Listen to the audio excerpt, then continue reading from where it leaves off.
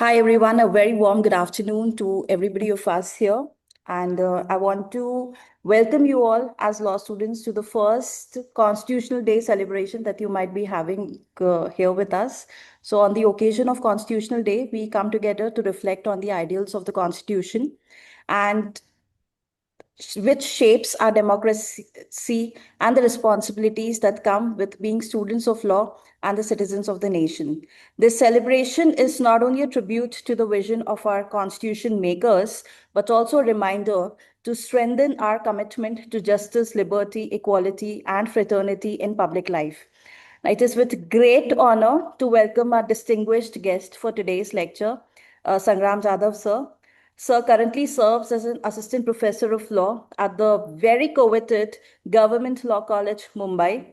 Before joining GLC, he contributed to academic environment at the Maharashtra National University, Mumbai, where he was serving as an assistant professor himself.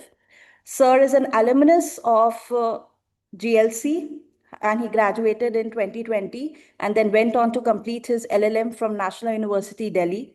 Now, in the NET GRF examination, which is considered to be the landmark examinations for all of our assistant professors, he secured the highest score in the country in the law subject, a remarkable academic achievement. Now, that is very less of few of us are able to achieve. So many congratulations to you, Sangram sir, on that feat of achievement of yours. Now he's presently pursuing Thank his you. at the ILS Law College, further deepening his research and scholarly contributions. Now, we are delighted to have him with us today to share his insights on the contemporary relevance of the Constitution of India, and now invite him to address us on this special day. Over to you, sir. Thank you.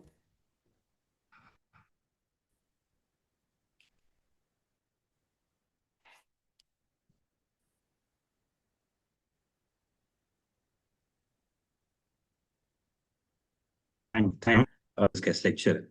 As we all know, today we are celebrating Constitutional Day, a day that reminds us not only of the birth of the Constitution, but also of its living spirit. Now, I think we all are aware that today's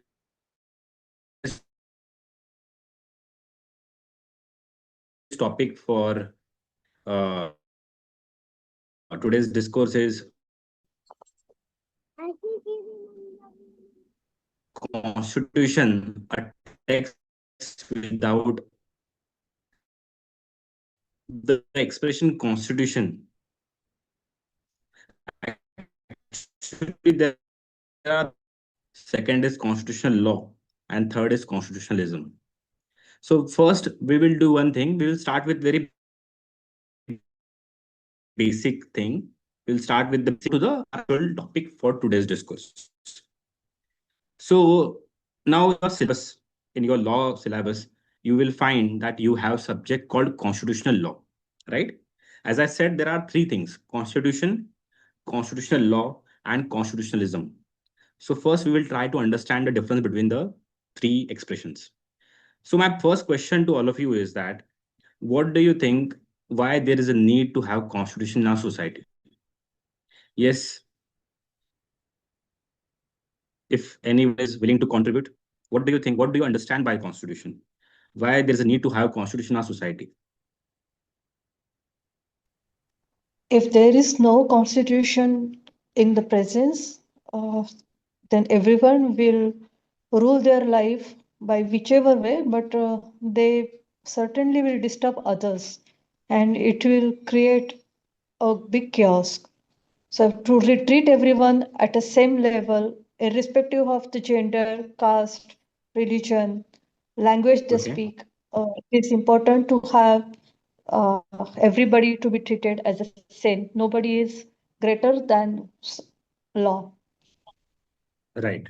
Right. So in short, to maintain rule of law in our society, to restrict the state, right, from misusing its own power, we should have constitution, right? And now, as I said, there are three expressions, right? Constitution, constitutional law. So the first expression is constitution. Now, what is constitution? it means the bare text. All right. We all know we have 394 articles in our constitution. The text, it is called constitution.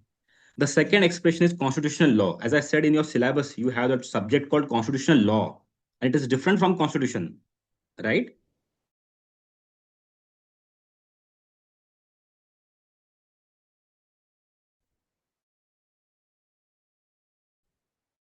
Now, what is the difference? The difference is when we read the or landmark judgments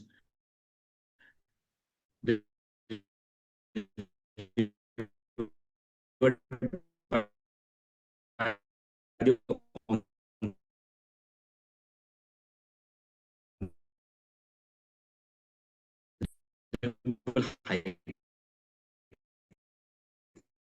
or Honorable Supreme Court, we call it to that is important judgments.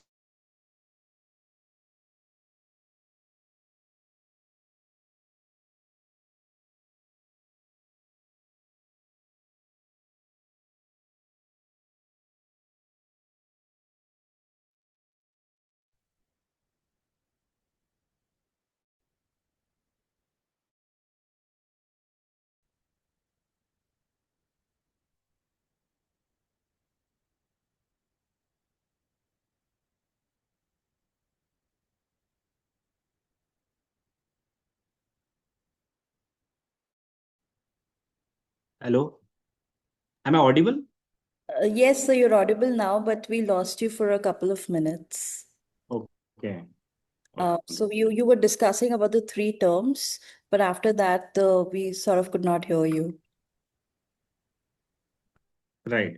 So as I said, the first term is constitution. It means the bare text. The second term is constitutional law. Right. It means the text as well as the important decisions delivered by the Supreme Court or High Court, as the case may be. You have the subject called constitutional law. It means you are supposed to read the text as well as the important cases delivered by the Supreme Court or High Court. And the third term is constitutionalism. It means the society that is run by the constitution. So now, as far as today we are here, we are celebrating Constitutional Day, right? So we are going to discuss how constitution is made, right? And as I said,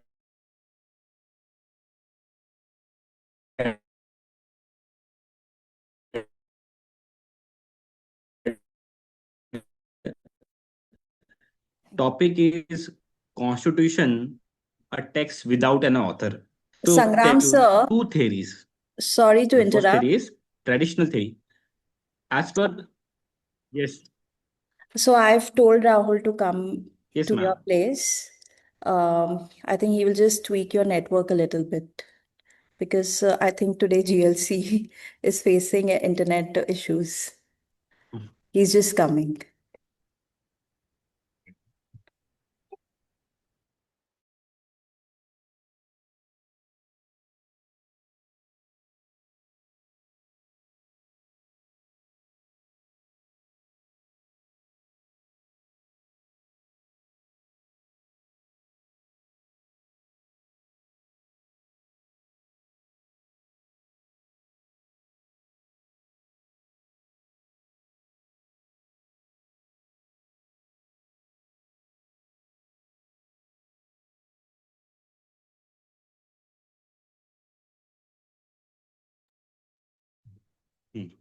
Yes. There?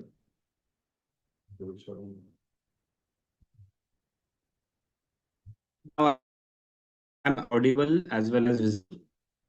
So you're audible, but it's just that it's coming, it's breaking a lot.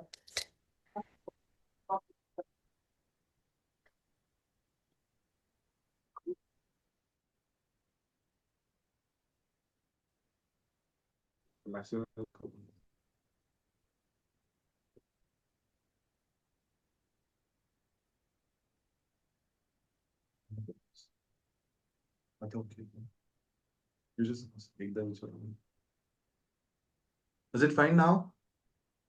It is fine now, it's better. Yeah.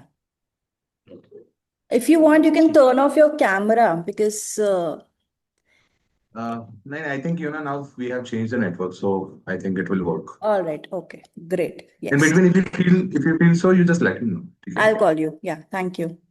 Thanks.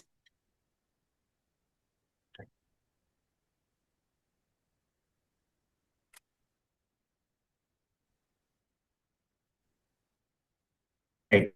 So today we celebrate Constitutional Day. We are going to discuss how Constitution is made, right? And there are two theories with respect to the process of making of the Constitution. One is traditional, okay, and second theory is Constitution making process is not a one-time event, but it is a continuous process. So this theory has been supported by author Dr. Aditya Nigam, and he has written an article over the same.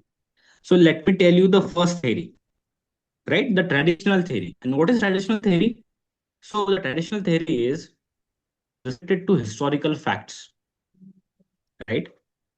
We often think that the making of the constitution only through historical certain facts. And now what are they? What are those facts? Facts are, as we all know, in 1946, the British mission plan, they agreed to form Constitutional Assembly. Then Constitutional Assembly was made, right? Elections were held indirectly. There were 389 members. And then we all know the partition took place. India and Pakistan was divided, right? The origin, India was divided, India and Pakistan. And after partition, we had 299 members in our Constitutional Assembly. And we all the assembly met for the first time on 9 December 1946 under the chairmanship of Dr. Stephen. Then on 11 December 1946, Prasad was elected as the permanent chairperson. 13 December 19, when Pandit Nehru introduced the objective resolution, it became the preamble. On 22nd January 1947, it was adopted. 15th August 1947, independent. 29th August 1947, drafting committee was formed with Dr. B. Ambedkar as a chairperson. And then 26th November 1940, Constitution was adopted and we celebrate this day as Constitutional Day. And lastly, Constitution came into force. We celebrate this day. The Constitution, it became operational and decision. Right? Now, this is our technical theory. Right? Please understand that strategy, the Constitution was made between 1946 and 1949. As per the Constitution, it was made on 26th November 1949, and that is why we celebrate this day as constitutional law. But as I said, there is one more theory apart from this theory. It supports the idea that the truth is deeper. As I said, as per constitution making process is not a one-time event. It's a continuous process. Constitution is not just a rule book, but it is a living document.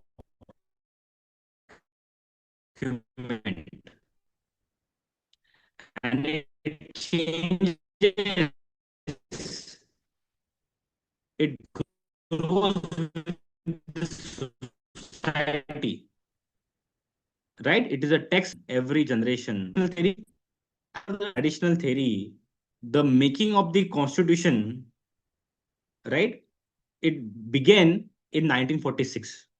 But as per the second theory, as per the theory given by Dr. Aditya Nigam, it began much earlier.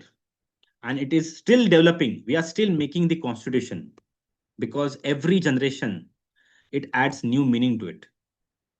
Now, if you look at the past events that has contributed to the making of the constitution, you can refer to the Chartered Act of 1909, the Government of India Acts, right?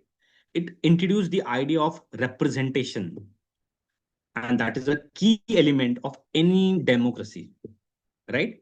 Democracy, let me tell you, democracy can be direct democracy, democracy can be indirect democracy. And representation is a key element of any democracy. Representation is a key element of any constitution. Then the later chartered introduced certain ideas of federalism, right? If you see the Nehru report of 1928, right, it was the first Indian attempt at the constitutional framework. It talked about fundamental rights and self-rule, right? Now, please understand, as per the second theory, it does not disregard the role of Constitutional Assembly, right? Our traditional theory is Constitution was made between 1946 to 1949, right? But as per the modern theory, it holds that constitution making process, it began much earlier, rather than the event that for the constitutional making process, right? We all know that in Constitutional Assembly, debates, they were intense, ideas were contested, and we all know the contributors, right? We all know Dr. B.R. Ambedkar, Jawaharlal Nehru, Sardar Vallabhbhai Patel, Krishna Iyer, K.M. Munshi, and many others, right? But please understand that the second theory, the modern theory given by Dr. Aditya Nigam, it holds the idea that that is so-called constitutional day, the constitution was not complete, right? So how the second theory, the model that we are still rewriting the constitution, we are still reshaping the constitution, right? And how it can be proved? It can be seen, it can be inferred from the amendments of the constitution. It can be seen from the judgments of the Supreme Court, right? So as per the old theory, the constitution was made on 26th November 1949. But can we ignore the First Amendment? Now, do you know that when the constitution was made and when it became operational in 1950, right?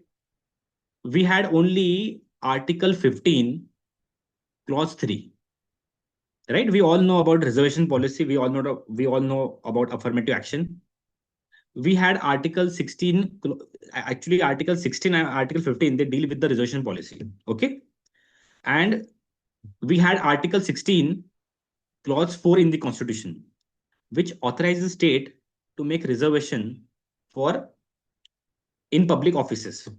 But we did not have any policy, we did not have any law, right, which could authorize the state to make special provision with respect to reservation for educational institution level, right? And that is why our parliament came with the First Amendment. It strengthened the affirmative action, right? What do you think? Can we ignore the Seventh Amendment of the Constitution? The Seventh Amendment, it recognizes the states on linguistic lines. Can we ignore the 42nd Amendment of the Constitution that has added the words like socialist, secular in our preamble, right? Can we ignore the 44th Amendment that has restored the democratic checks after the emergency, right? No, right? So this showcase how each generation rewrites parts of the Constitution, right? Please understand, Aditya Nigam, he has said famously that constitution making process is not a one-time event. It is a continuous process. We are reshaping the constitution. We are writing the constitution, right? And each generation, it adds new meaning to it, right? Can we ignore, you tell me, can we ignore the role of Supreme Court as one of the co-author of the constitution? The answer is no, right? Since it is a living document, Supreme Court plays a very important role in shaping it. Can we ignore the Keshav and the Bharti case, where the Supreme Court has said Parliament can amend the constitution but cannot destroy its basic features, right? You need the text articles, you find the basic structure doctrine expressly mentioned in the Constitution. It is given by the Supreme Court. Supreme Court has reshaped the Constitution. Right? The role of Supreme Court in Menka Gandhi case. We all know that Article 21 of the Constitution, it goes like, no person shall be deprived of his right to life and liberty, express procedure established by law. Right? It means सबके पास क्या right है? Right to life and liberty. But the Supreme Court has interpreted that life means qualitative life, right? It does not mean animal existence, right? Procedure must be fair, procedure must be just. The Article 21 has been expanded by the Supreme Court in Menka Gandhi case. Can we ignore the judgment of Vishaka versus state of Rajasthan? We all know sexual harassment at workplace was not a wrong in 1997. And that is why the Supreme Court let down the guidelines on sexual harassment at workplace when no law existed. Right? Can we ignore the judgment of right to privacy? Right? So that is why through these amendments, through this various judgment of Supreme Court, our constitution, it has been rewritten multiple times. Lastly, can we ignore the role played by itself? Ignore the movement for women's rights? Can we ignore the movements for environment, transparency, transgender rights? Right? Recently, we have seen the judgment of Navtej Singh Johar case, where the Supreme Court has read down Section 377 of IPC. Right? So we all know transgender community, it was respected in pre-British time, right? There is a famous story with respect to the transgenders and Lord Rama, right? I think most of you may be aware of this story.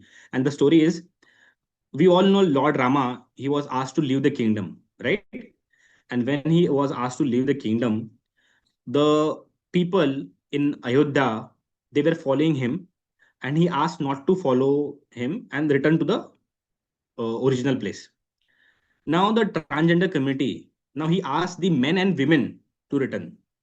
But the members of the transgender community, they thought that the order is not applicable to them because he said men and female person, right? They are not considered as a male, they are not considered as a female, right? So they did not follow his direction, and then impressed with their dedication, he conferred a blessing on them that whenever there is any happy moment in any household, you have the power to bless others. It is called system of badhai, right? It is called custom of badhai. So I want to convey that transgender community was respected earlier, but the situation, it became worst when the Britishers came, right? Because they were shocked seeing that transgender community getting so much respect, and then they came with this section 377 IPC, and the section 377, it was made in 1860 by Lord Macaulay, and it got decriminalized. Homosexual relationship, it got decriminalized in 2019, right? So it took so much time to decriminalize it, right? And that is why we cannot ignore the movements, transgender community rights movement, for rewriting and reshaping the constitution, right? So what I want to say is that constitution cannot have a single author, right? It is a continuous process. It is a living document, right? And now why constitution has no single author? Because if you look at the freedom struggles, if you look at the constitutional assembly, if you look at the parliament amendments, Supreme Court judgments, people movements, we see that constitution was not written once and finished, but it is a collective creation. It is rewritten by many people across time, right? And that is why, please understand, our responsibility is more, right? Dr. B.R. Ambedkar, he warned us that a constitution alone cannot make a country great. Its success, it depends on constitutional morality. Have you ever heard the word constitutional morality? Yes. Anyone wants to contribute? What is constitutional morality?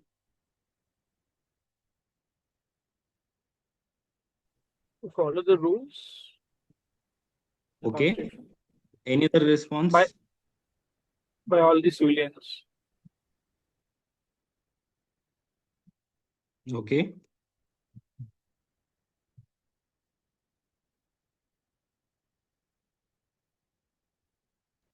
Right. So let me tell you the meaning and why the Dr. B. Ambedkar he referred to the constitutional morality for the first time. So we all know we are having 394 articles in the constitution. As I said, it is a text, right? That is why it is called constitution, right? And if you read the judgments, it is called constitutional law. So the thing is that when he was introducing the constitution before the committee, when he was introducing the chapter, right, each provision before the assembly, a question was put to him that why we are having such a lengthy constitution, right? A reference was given, a reference of UK was given to him that UK, if you look at UK does not have written constitution. Am I right? So does it mean that UK is not governed by the constitution? The answer is no, right? A question was put to Dr. B.R. Ambedkar, and what he said,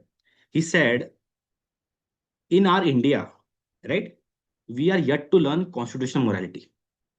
Okay, and what is constitutional morality? It means respect for the values of the constitution, right? What are the values of the constitution? Justice, equality, right? Socialist nature of the constitution. These are the values of the constitution. We are yet to learn constitutional morality. That is what he said. He said the citizens of UK, they are very vigilant citizens, right? They are aware of their rights. They can take decisions responsibly, and that is why they do not need a written constitution. That is why they do not need lengthy constitution, unlike us, right? But we are yet to learn it, and that is why Dr. B. Ambedkar said the responsibility is on us, right? On how we follow democratic values, how we respect equality, how we respect justice, right? So please remember on this Constitution Day that we are not just governed by the Constitution, but we help to shape it, right? Every time we vote responsibly, we demand transparency. Every time we vote responsibly, we stand against discrimination. Every time we vote responsibly, we protect diversity. Every time we vote responsibility, we fight for justice. And that is why we are co-authors of the Constitution's future, right? So please understand our role in this society. We all are co-authors of the Constitution future. It is not a one-time process. It is a continuous process. It is a living document. That is what Dr. Aditya Nigam has said, right? And now, first, right? I think we have discussed the traditional theory. Now, this is our modern theory regarding how Constitution is made, right? Now, I would like to end this session by recalling the words of Dr. Manmohan Singh, that reminding us that the responsibility lies with all of us. Now, we all know that India faced economic setback in 1991, right? We all know that we had only 15 days ka foreign reserve in our constitution. Oh, sorry, in our uh, country, right?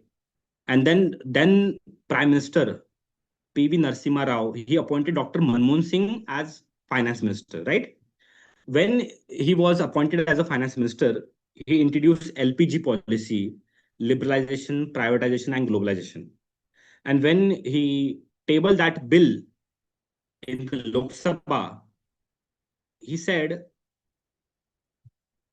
considering the crisis, we need to convert this crisis into an opportunity, right, for national renewal. And we, as a citizen of India, shall contribute for the national. So the responsibility, the ultimate responsibility, it lies on us, right? A constitution or any rule book or anything alone cannot make a country great, right? And he said, उठ के इन तारीखियों से सुर्खियां पैदा करे, आओ इस जमी की बस्तियों में हम आसमां पैदा करें, right?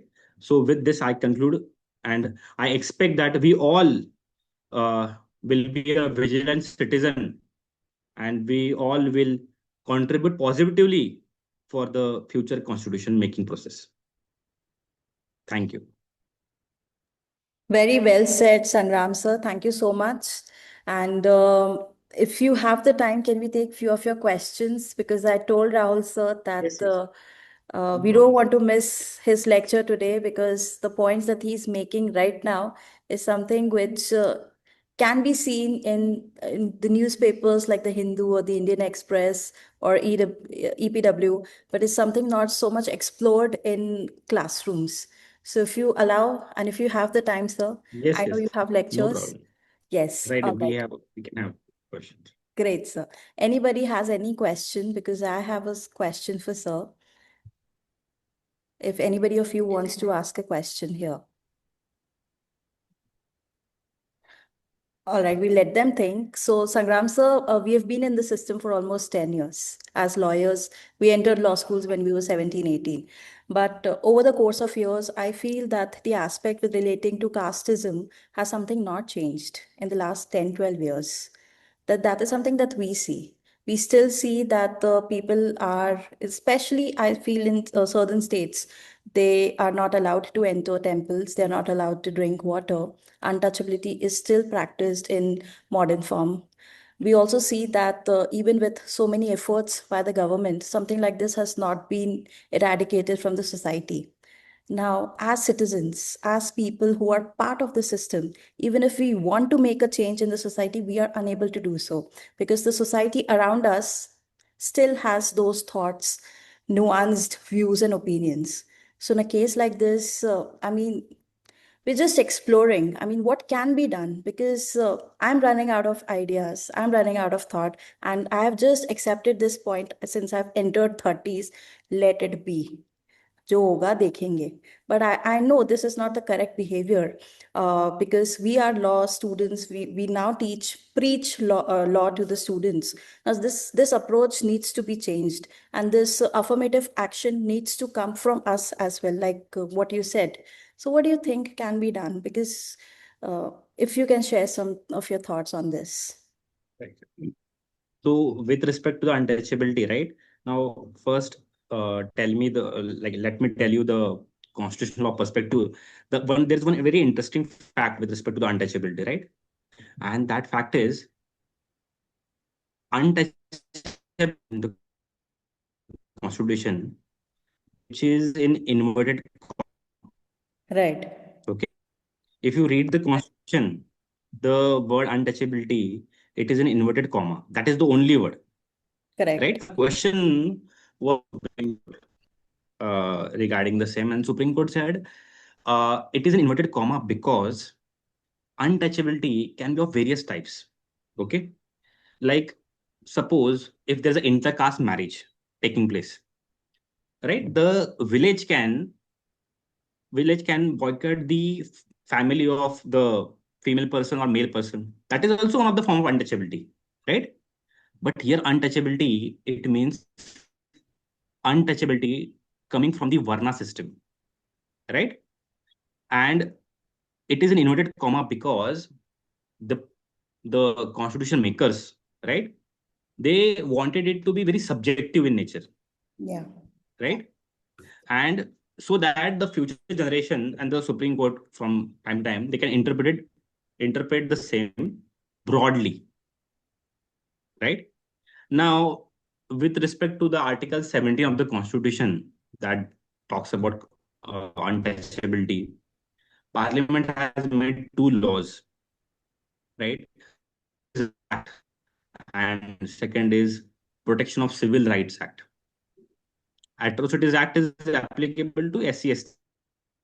Reservation between Article 16, right? Now, the thing that there is a question that can a law alone, can the law alone bring the change in society, right? And I think my view is that law has helped to bring social change in society, but it is not sufficient to bring social change in society, right? To some extent, it has contributed, it is contributing. If you see the Atrocities Act, now it has created a deterrence in society that we cannot abuse members of SC and ST community, right? If anyone does, then such a offense is a non-bailable offense. Such a offense is in case of such a offense, you cannot seek anticipatory bail from High Court as well, right? So law has contributed to some extent, but as I said, I believe in constitutional morality, what Dr. B.R. Ambedkar said. Through education, through public awareness campaign, a government should bring a change. They can bring a change through such initiatives only, right? We should make people educated so that they can understand the values of the constitution, so that they can understand, so that they can respect the values of the constitution. And this is how a change can be made or introduced in our society. Because law, because there is one famous expression in law that we use is law breakers are always ahead of lawmakers, right? If law is made, it is not going to be going effective change all the time, right? So we should be vigilant and we should try to make a change in society.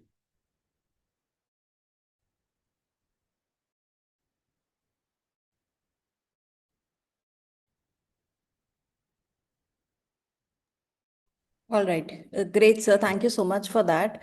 Sangram, sir, as Rahul sir must have, and I hope he has informed you about it. So we are inviting scholarly contributions for our edited volume book, which is titled Reimagining Constitutionalism in the Indian Context. So we would kindly appreciate if you can kindly submit a chapter with what you have discussed right now, and maybe sort of write a chapter or a short article on the same, and we'll be happy to publish the same in our edited book, sir. Surely, That's it. ma'am. All I right. really happy to contribute. Thank you, sir. Thank you, Sangram, sir. And thank you, everybody of us. Thank you, everybody, for coming here and interacting with us on the platform. And I hope, Sangram, sir, that we see you in our campus shortly. Once you get the time from Mumbai, please come and visit us here in Pune and grace the students with your knowledge and acumen. Thank you, sir. Thank you so much. Thank you, Sangram sir, and thank you, Rahul sir, and all students.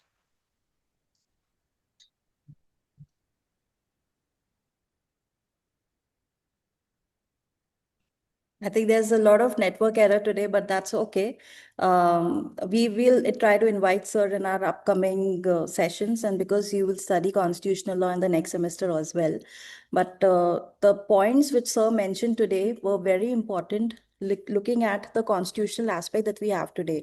Now, a few of you might be overloaded with that information or might get overwhelmed with it, but that is nothing to worry, because that is something, like sir said, constitution is an evolving document, and the interpretation and how you perceive and how you understand the constitution also changes on an everyday basis.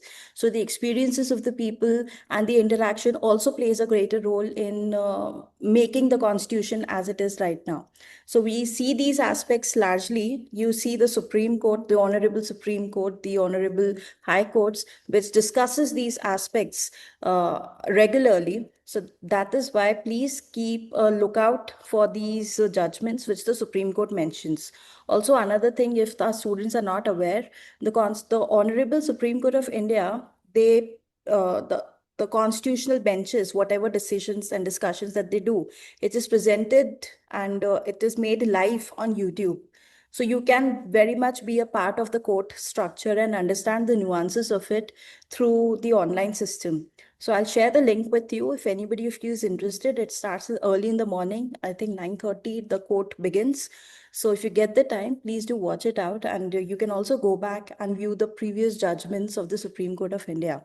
Additionally, there are certain judgments that you have to know that is non-negotiable.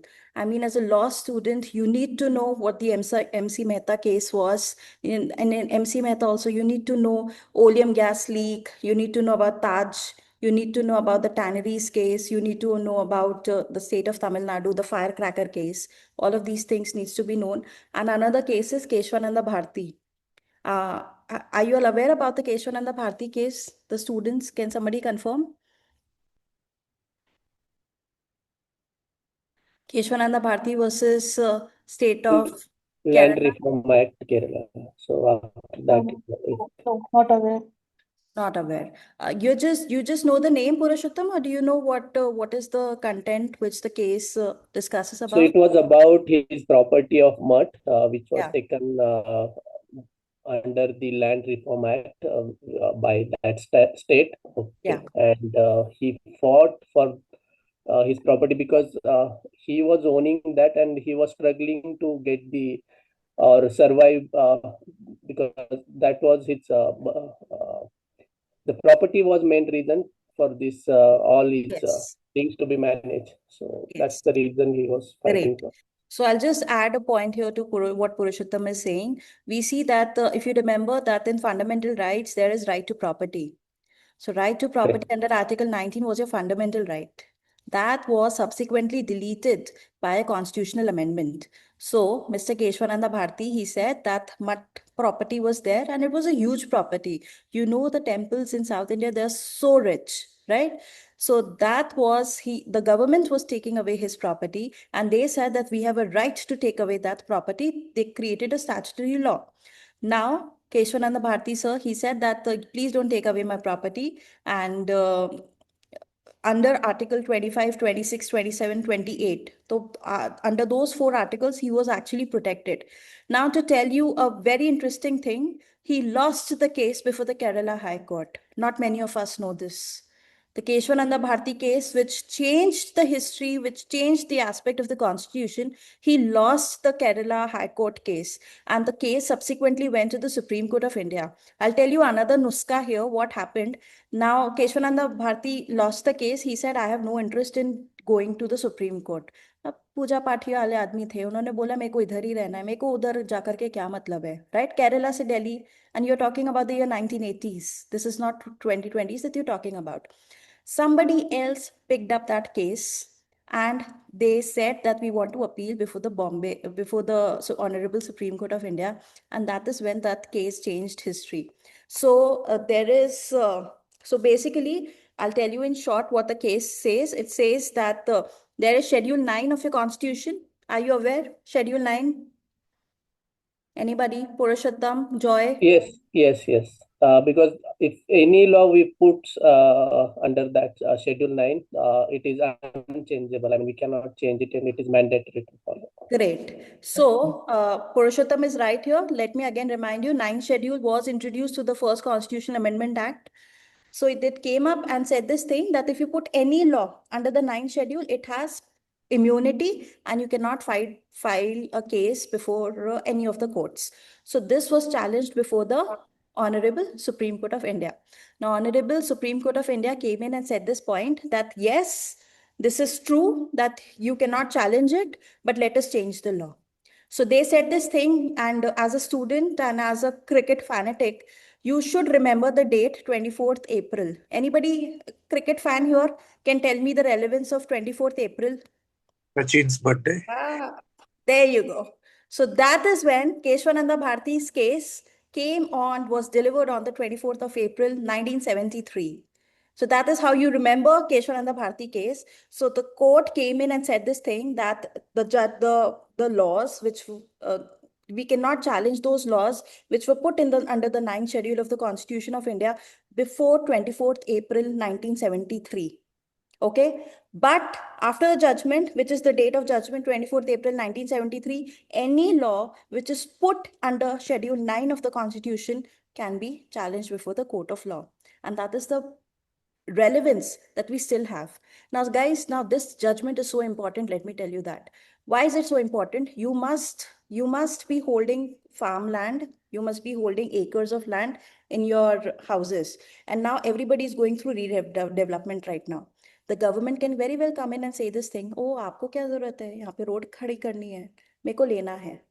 The evaluation of your land may be 10 CR. The government can come in and say this thing, we'll give you 10,000 rupees. It's the government, correct? They can do so.